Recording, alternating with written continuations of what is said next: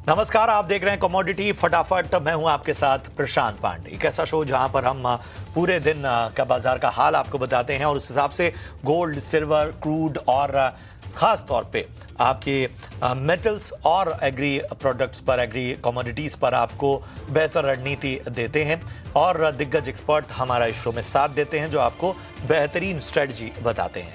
आज के शो में आपकी खास मार्गदर्शन के लिए हमारे साथ तीन खास मेहमान हैं। पृथ्वी फिनमार्ट से मनोज कुमार जैन जी हमारे साथ चर्चा में शामिल हो रहे हैं।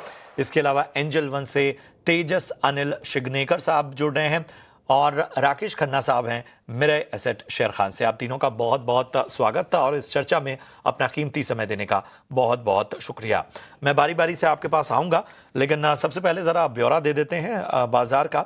और गोल्ड और सिल्वर में जो तेजी का मोमेंटम है वो जारी है और इसका अंदाजा आप इस बात से लगा सकते हैं कि हमारे एक्सपर्ट्स ने जो टारगेट्स दिए हुए थे वो टारगेट्स को भी अब गोल्ड और सिल्वर पार करता हुआ नजर आ रहा है। और महज एक दिन में जिस तरह की तेजी है वो वाकई एक तरह से अट्रैक्शन बढ़ा रही है। तो 1,25,000 के करीब इस वक्त सोना पहुंचता हुआ नजर आ रहा है। आप देखिए फिलहाल 1,24,915 जो है वो भाव है गोल्ड का। अगर हम सिल्वर की बात करें तो सिल्वर में देखिए यहां पर भी अच्छी तेजी देखने को मिल रही है। एमसीएक्स पर चांदी 1,55,300 के करीब है और कॉमिक्स पर $51 के करीब। बारी बारी से मैं तमाम एक्सपर्ट के पास आऊंगा। मनोज जी, सबसे पहले आपसे शुरुआत करेंगे। जाहिर सी बात है कि ये तेजी एक अट्रैक्शन भी बढ़ाती है और इसके साथ ही थोड़ा सा कहीं ना कहीं कॉशियस अप्रोच भी रखने को एक तरह से मन में कहीं ना कहीं एक संकेत देती है। हमें बताइए, ऐसे बाजार में जब एक बार फिर से मोमेंटम लौटा है और ग्लोबली जो चीज़ें हो रही हैं वो भी बहुत ज़्यादा सपोर्ट करती हुई नजर आ रही हैं, तो ऐसे बाजार में गोल्ड और सिल्वर पर आपकी क्या रणनीति होगी? बिल्कुल ना। नमस्कार। जहां तक हम सोने की बात करें तो बिल्कुल यहाँ पे ओवरऑल जो मोमेंटम है वो पॉजिटिव ही था। एक अच्छी रैली के बाद हमने वहां पे करेक्शंस जो है ऊपरी लेवल से होते हुए जरूर देखे थे, लेकिन उसके बाद हमने एक अच्छा कंसोलिडेशन कीमतों में होते हुए देखा है। जैसा कि पहले भी कई बार हम आपके साथ यहाँ डिस्कशन में बता चुके हैं कि $3,870 जो एक स्ट्रॉन्ग सपोर्ट सोने के लिए बना हुआ था कॉमेक्स पे, और मार्केट ने वो सपोर्ट लेवल को होल्ड किया। भारतीय बाजारों में भी 1,17,700 के सपोर्ट लेवल को मार्केट होल्ड करता हुआ नजर आया और हम फिर वहां से एक अच्छी जो है बढ़त पिछले कुछ सेशंस में आते हुए देख रहे हैं। हमारा मानना है कि $4,140 जो एक रेजिस्टेंस था उसके पार आज कीमतें निकलती हुई नजर आई है और भारतीय बाजारों में भी हमने 1,25,000 के स्तर के पार कीमतों को निकलते हुए देखा है। अब यहाँ पे आज यूएस से कोई डेटा आना नहीं है क्योंकि वहां पे हॉलीडे है। हमारा मानना है कि इस सप्ताह अगर यूएस के इन्फ्लेशन के नंबर्स जारी होते हैं तो वो मार्केट के लिए काफी एक बड़े डायरेक्शनल मूव का काम करेंगे। ओवरऑल ट्रेंड पॉजिटिव है और जिस तरह से यूएस में शटडाउन समाप्त होने की संभावनाएं बढ़ती हुई नजर आ रही है। डॉलर इंडेक्स में भी ऊपरी लेवल से मुनाफा वसूली है, फेड की तरफ से ब्याज दरों में कटौती की भी उम्मीद यहाँ पे बरकरार है। तो ऐसी सारी चीजों को देखते हुए हमारा मानना है कि जो ट्रेंड है सोने का वो पॉजिटिव बना रहेगा। और भारतीय बाजारों में जो कीमतें हैं वो अगर मैं नवंबर मंथ की बात करूं तो वहां पे 1,28,000 से 1,30,000 तक के स्तर को फिर एक बार टेस्ट कर सकती है। तो यहाँ पे बाय ऑन डिप्स ही रखना चाहिए सोने के अंदर। और अब यहाँ पे 1,21,000 के नीचे का एक स्टॉप लॉस मेंटेन करके चलना चाहिए और जो भी डिप्स मिले 1,24,000 से 1,22,500 की रेंज में, तो वहां पे सोने में बाइंग करना चाहिए। ऊपर में 1,28,000 और 1,30,000 तक के लक्ष्य वहां रखे जा सकते हैं। इंट्राडे में अगर किसी को ट्रेड करना है तो कॉल ऑप्शन के थ्रू वहां पे जाना चाहिए गोल्ड मिनी में। 1,26,000 की कॉल ऑप्शन को ₹1,750 पे बाय करें, 2,250 के लक्ष्य के लिए, और स्टॉप लॉस 1,500 का रखें। चलिए, तो गोल्ड की अगर हम बात करें तो याद रखिए कि आपको 1,21,000 का स्टॉप लॉस, इसके नीचे का स्टॉप लॉस मेंटेन करना है। 1,28,000, 1,30,000 तक के लक्ष्य नजर आ सकते हैं। इंट्राडे में अगर आपको ट्रेड करना है तो गोल्ड मिनी नवंबर सीरीज की ऑप्शन आपको कॉल खरीदनी है 1,750 के प्रीमियम पर। स्टॉप लॉस 1,500 का, टारगेट 2,250 तक के नजर आ सकते हैं। चलिए, इन सब के बीच में तेजस, मैं आपके पास आना चाहूंगा। आप बताइए, आपकी कोई कॉल? ये सर जी, अभी ये जिस हिसाब से कनेक्शन हुआ है पिछले कुछ दिनों से, यहाँ से अभी फिलहाल के लिए जो जिस हिसाब से प्राइजेस अभी फिलहाल के लिए मोमेंटम कर रही है, करीबन 25,000 के नज़दीक में आ चुकी है और somewhere it's a retracement since from the जो बुलिश मोमेंटम अभी फिलहाल से लोअर लेवल से हुई है। तो पिछली जो एक रैली हुई थी सेल ऑफ की, उसका एक रिट्रेसमेंट यहाँ पे हो रहा है। तो करीबन इवनिंग सेशन में हम लोग देखने के लिए जाएंगे तो 25,100 के लेवल मिलते हैं तो यहाँ पे बेचने की सलाह रहेगी। 1,25,500 का यहाँ पे आपको स्टॉप लॉस मेंटेन करना रहेगा। 1,24,300 के यहाँ पे टारगेट बनेंगे। उसी समय पे हम लोग सिल्वर को देखते हैं तो सिल्वर में दिसंबर कॉन्ट्रैक्ट जो है काफ़ी एग्रेसिवली वहाँ पे बाइंग देखी जा रही है। तो यहाँ पे भी 1,55,400 से लेके 1,55,700 के लेवल पे एक बार के लिए आप बाइंग के बारे में इसमें राय रख सकते हैं। यहाँ पे आपको स्टॉप लॉस मेंटेन करना है 1,56,600 का, टारगेट बनेंगे 1,53,600 के। बिल्कुल, तो ये है राय मिलती हुई इस वक्त तेजस की तरफ से। मैं एक बार कॉल दोहरा देता हूं। एमसीएक्स पर अगर सिल्वर की बात करें तो यहाँ पर दिसंबर सीरीज के लिए आपको 1,55,400 के लेवल पे जो है वो ख़रीदारी करनी है। स्टॉप लॉस यहाँ पर 1,56,600 का मेंटेन करना है। टारगेट 1,53,600 तक के नज़र आ सकते हैं। गोल्ड की बात करें तो आपको यहाँ पर 1,25,100 के स्तर पे जो है वो ख़रीदारी करनी है। यहाँ पर स्टॉप लॉस 1,25,500 का और लक्ष्य 1,24,300 तक के नज़र आ सकते हैं। तो ये है राय आपको मिलती हुई। और ये जो गोल्ड की बाय है, गोल्ड का जो कॉल है वो सेल साइड का है, तो ये बड़ा ध्यान रखिएगा, इसलिए मैंने दोहरा दिया। यहाँ पर देखिए सेल कॉल है गोल्ड पे। आपको स्टॉप लॉस 1,25,500 का और टारगेट 1,24,300 का मेंटेन करना है। तो ये तमाम बातें और सिल्वर में भी आपको सेल कॉल साफ तौर पर बता दी गई। राकेश जी, मैं आपके पास आना चाहूँगा। अब आपको क्या लगता है कि कौन कौन सी ऐसी चीज़ें हैं, मतलब ठीक है चाहे बेरोज़गारी के आंकड़े हैं, चाहे हम बात करें बाकी फ्रंट्स की, जिस तरह से कहीं ना कहीं मांग और बाकी चीज़ों के कंसर्न सामने आए, उन सभी ने एक तरह का सपोर्ट दिया है इस रैली को। क्या ये ट्रिगर कंटिन्यू होते हुए आपको नजर आएंगे? आपको लग रहा है कि फेड का जो स्टांस है वो भी बहुत बड़ा फैक्टर अभी बना रहेगा? ऑलरेडी दिसंबर को लेकर जिस तरह की कमेंट्री पहले ही सामने आ चुकी है। पहले तो नमस्ते प्रशांत जी और नमस्ते सभी दर्शकों को। गोल्ड सिल्वर में अगर आप देखें तो ओवरऑल मोमेंटम अभी भी बुलिश ही है। ये थोड़ा बहुत साइडवेज कंसोलिडेशन रेंज में मूव कर रहा था डॉलर टर्म में भी, जो नीचे में उसने अच्छा खासा सपोर्ट लेने के बाद अब ऊपर में अगर $4148 निकालता है तो यहाँ से स्ट्रेट अवे $4,200 का रैली लग रहा है। नीचे में 4,124 एक स्ट्रॉन्ग सपोर्ट है। इंडियन रुपी टर्म में आप देखोगे तो आज गैप अप ओपन हुआ है और आज का जो हाई है 125,839, ये बहुत स्ट्रॉन्ग रेजिस्टेंस है। और मार्केट अभी थोड़ा इवनिंग सेशन में आज जैसे यूएस बंद है, थोड़ा कंसोलिडेशन है, क्योंकि इसका रीजन ये है कि डॉलर इंडेक्स भी ऊपर में 100.36 के ऊपर सस्टेन नहीं कर सका और उसके नीचे आ गया है। तो ये सब थोड़े बहुत सपोर्टिव फैक्टर है गोल्ड सिल्वर के लिए। गोल्ड अगर ऊपर में अभी जो अपना रेजिस्टेंस है 125,000 लेवल निकालता है तो 125,400 और 126,000 लेवल का टारगेट देखा जा सकता है। सिल्वर में भी अच्छा खासा फॉल आया था मगर $50 को इसने स्ट्रांगली होल्ड किया हुआ है और जब तक प्राइस $50 के ऊपर सस्टेन करता है तो हमें एक अच्छा अपसाइड दिख रहा है, जिसमें 51.55 एंड $52.78 का टारगेट दिख रहा है। नीचे में इंडियन रुपीस में अगर आप बात करें तो सिल्वर अभी 154, ये बहुत स्ट्रॉन्ग सपोर्ट है और जो आज का गैप अप का जो रेजिस्टेंस है 156,079 का, अगर ये ब्रेक करता है तो straight away we are looking कि ऊपर में 159,280 का टारगेट देखा जा सकता है। तो इसलिए ओवरऑल हमारा व्यू गोल्ड सिल्वर में अभी भी बुलिश इंटैक्ट है। तो हमारे दोनों एक्सपर्ट की राय में गोल्ड सिल्वर पर बुलिश नजरिया, और इसके साथ ही इन सब के बीच में बहुत सारे सवाल भी आ रहे हैं, वो भी बीच बीच में शामिल करते हैं। अरविंद जैन जी का सवाल लेते हैं, राजस्थान से इन्होंने सवाल पूछा है, चांदी में कब तक प्रॉफिट बुक करनी चाहिए? मनोज जी, मैं आपके पास आना चाहूंगा। लेवल्स तो इन्होंने नहीं बताए अपने, लेकिन पूछ रहे हैं कि फायदे में जरूर हैं ये, तो उस हिसाब से प्रॉफिट बुकिंग के लेवल्स क्या हो सकते हैं? देखिए, अगर ये शॉर्ट टर्म के ट्रेडर हैं तो अब इनको यहाँ पे 1,50,000 के नीचे का एक ट्रेलिंग का स्टॉप लॉस मेंटेन करना चाहिए। और दिसंबर तक हमारा मानना है कि 1,62,000 से 1,65,000 तक कीमतें जा सकती है चांदी की, वहां पे मुनाफा वसूली कर सकते हैं। अगर ये लंबी अवधि के निवेशक है और उन्होंने साल भर का नजरिया रख करके पैसा लगाया है तो इनको यहाँ पे 1,38,000 के आसपास का एक स्टॉप लॉस रखना चाहिए और ऊपर में 1,85,000 से 2 लाख तक के जो है टारगेट के लिए वेट करना चाहिए नेक्स्ट दिवाली तक। हमारा मानना है कि 2 लाख तक कीमतें जा सकती है भारतीय बाजारों में। इंटरनेशनल मार्केट में $65 तक कीमतें जा सकती है। तो अगर लंबी अवधि के निवेशक है तो पोजीशन को इनको होल्ड करना चाहिए आगे 1 वर्ष के लिए। हम दिवाली तक और 2 लाख 1,80,000 ये जो लेवल्स हैं वो अचीव हो सकते हैं और चांदी पर बुलिश नज़रिया साफ तौर पर नज़र आ रहा है। हमारे एक अगले दर्शक हैं और वो मुंबई से इन्होंने सवाल पूछा है, तलहा नाम है इनका, और पूछ रहे हैं क्या आने वाले महीनों में सोने का दाम बढ़ेगा या घटेगा। वैसे तो राय हमारे एक्सपर्ट ने दे दी, लेकिन एक ओपिनियन एक बार फिर से ले लेते हैं। और तेजस, उन्होंने ये नहीं बताया कि 2 महीने, 3 महीने, 6 महीने कितना नज़रिया लेकर चल रहे हैं, लेकिन मैं मान के चल रहा हूँ कि शॉर्ट टर्म का मोमेंटम ही जानना चाहते हैं। 2 से 3 महीने का नज़रिया या ईयर एंड का ही नज़रिया ले लें दिसंबर तक, तो सोने के दाम बढ़ेंगे या घटेंगे, ये पूछ रहे हैं।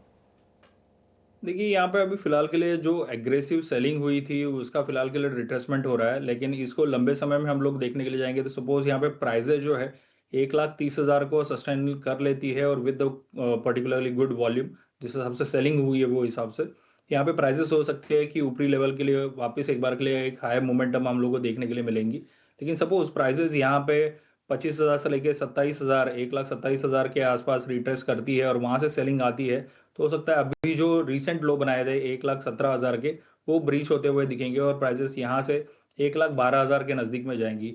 सो दैट समवेयर एक पर्टिकुलर लेवल अच्छा लग रहा है 1,12,000 से लेके 1,09,000 के, जहाँ पे एक बार के लिए वापस मोमेंटम वापस लौटते हुए दिखेंगी। चलिए, तो ये एक विस्तृत नज़रिया आपको मिलता हुआ। हमारे एक दर्शक है प्रवीण, पुणे से इन्होंने सवाल पूछा है और राकेश जी मैं आपके पास इस सवाल के साथ आना चाहूँगा। पूछना चाह रहे हैं कि अगर अमेरिका में शटडाउन खत्म होता है तो सोने की कीमतों पर क्या असर होगा। मतलब इसको एक दूसरे नज़रिए से देखें तो अगर चीज़ें ईज आउट होती हैं तो क्या सोने पर दबाव नज़र आ सकता है। ये सीधा सीधा सवाल है इनका। राकेश जी। एक्चुअली शटडाउन का कल ही शटडाउन खत्म हो गया फर्स्ट ऑफ ऑल।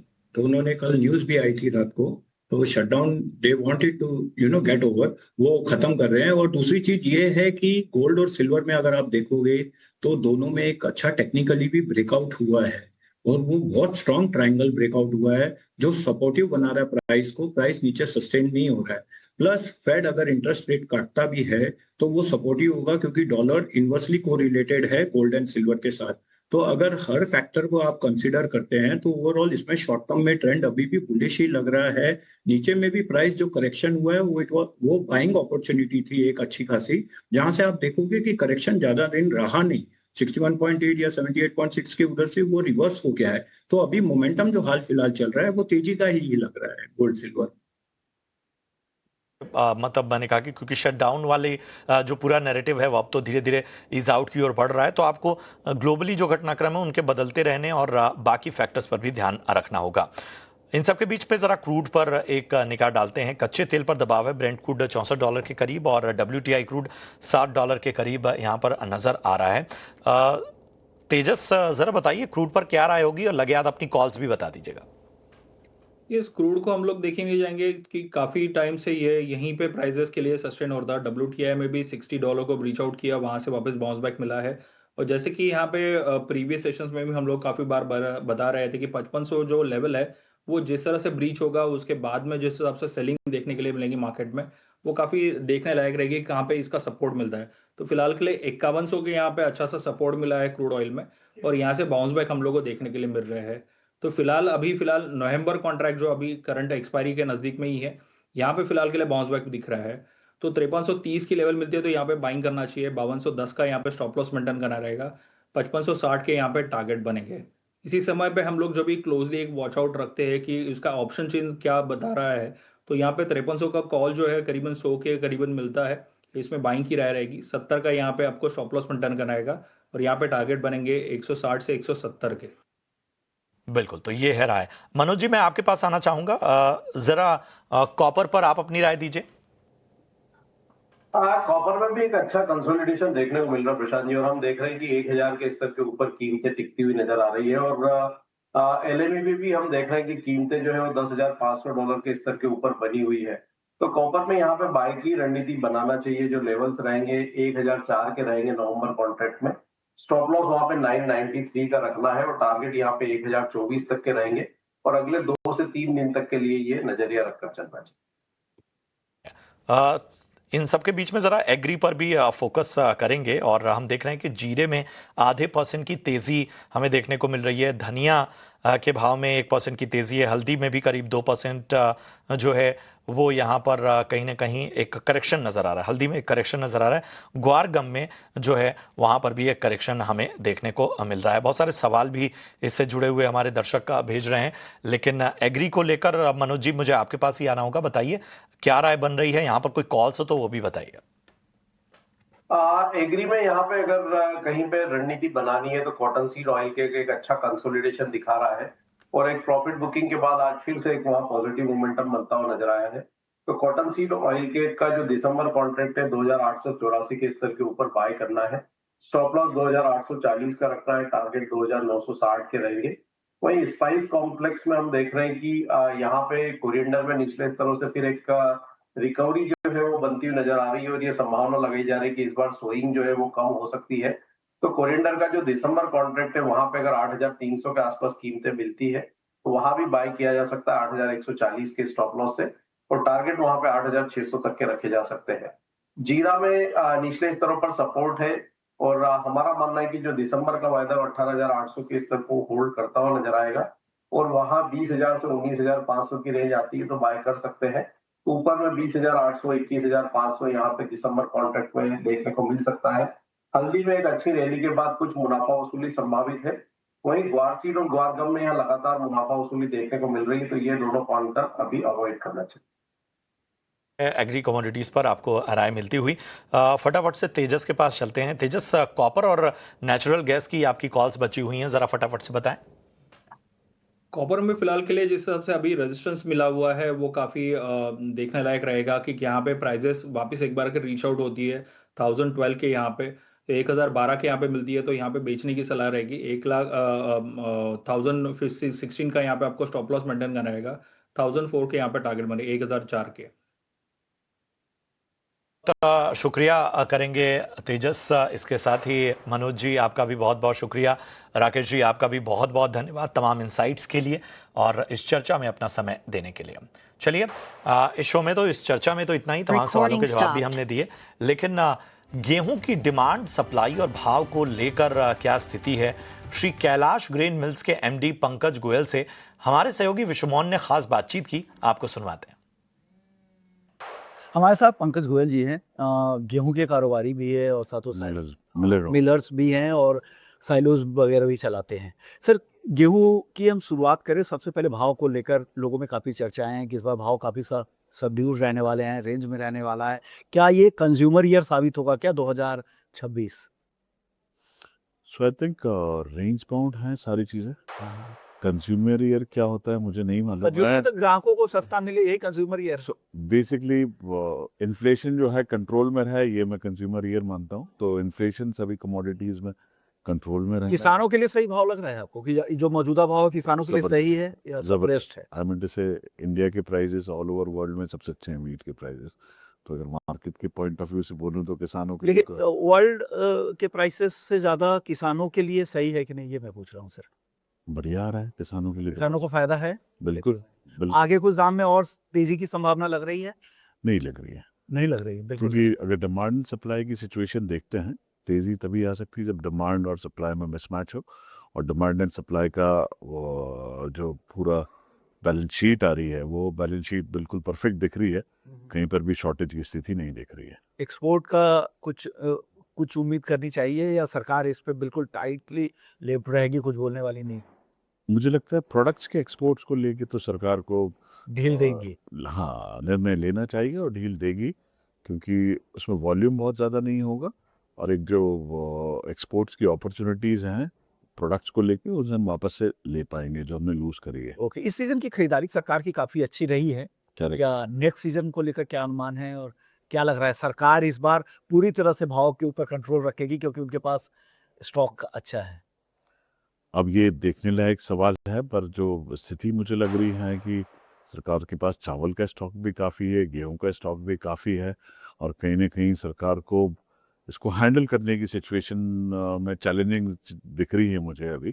तो समय बताएगा हमें कि सरकार के पास क्या वेयर हाउसिंग की फैसिलिटी है, क्या सरकार के पास पैसों की सुविधा है, और अब तो इलेक्शन भी खत्म हो गए तो देखिए कुछ उम्मीद करनी चाहिए। चलिए सर, एक साइलोज की बात करते हैं। स्टोरेज सिस्टम में काफ़ी मॉडर्नाइजेशन हो रहा है, लेकिन अभी भी आप जाइए रूरल एरियाज़ में, कुछ अर्बन एरिया के आसपास के बेल्ट है, वहाँ पे भले ही स्टील साइलोज वगैरह आ गए हैं, लेकिन अभी भी स्टोरेज की बहुत दिक्कत है, बहुत लीकेजेज है, लॉसेस हो Very रहे true. हैं।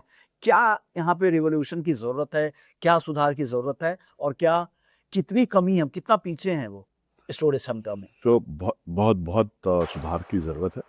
इंडिया में अभी भी मटेरियल हैंडलिंग जो है वो मल्टीपल पॉइंट में जाता है। हम अभी बोरों में, लेबर में काफ़ी मेहनत कर रहे हैं, और उस कारण से हमारा फूड की शॉर्टेजेस भी बढ़ रही है। सो हम बात करते हैं फार्म टू फोक के बीच में।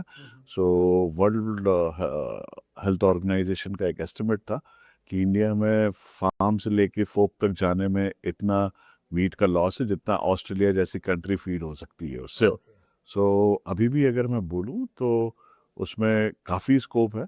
कुछ मॉडर्न बिल्ड्स ने और पर्टिकुलरली सरकार ने भी कई जगह साइलो सिस्टम्स लगा दिए हैं जहाँ फार्मर से डायरेक्ट प्रोक्योर कर रही है एफसीआई, और वहीं से डायरेक्ट मिल्स या मार्केट में दे देती हैं, क्योंकि वेयर हाउस में स्टैग लगा के केयर करना, चूहों से बचाना, माल नीचे डूलना, वो बहुत टाइम कंज्यूमिंग, कॉस्टली है, फिर शॉर्टेजेस आती हैं। जितनी बार हम मटेरियल को बार बार मूव करेंगे उतनी शॉर्टेज आएगी, कॉस्ट वगैरह भी जाती है। उतनी शॉर्टेज आएंगी। उनमें से- सो इसमें बिल्कुल लेकिन इसमें कमी बहुत है इंफ्रा की। आपको लग रहा है कि अभी कितनी कमी है, कितना है हमारे पास? पर आप साइलोज की बात करें तो कितने हों? बहुत कम है। अभी तो शुरुआत है, मैं बोल रहा हूँ, शुरुआत है। अभी तो 10% भी इन्वॉल्वमेंट नहीं है हमारे पास, तो स्कोप काफ़ी है साइलोज को लेकर। ओके, तो काफी अच्छा मार्केट है। जी, चलिए, शुक्रिया आपका। Thank you so much. कुछ अहम मुद्दों पे आपने बात की। चलिए, इसी के साथ कमोडिटी फटाफट में आज के लिए इतना ही। दीजिए इजाजत। आप देखते रहिए ईटीना स्वदेश। नमस्कार।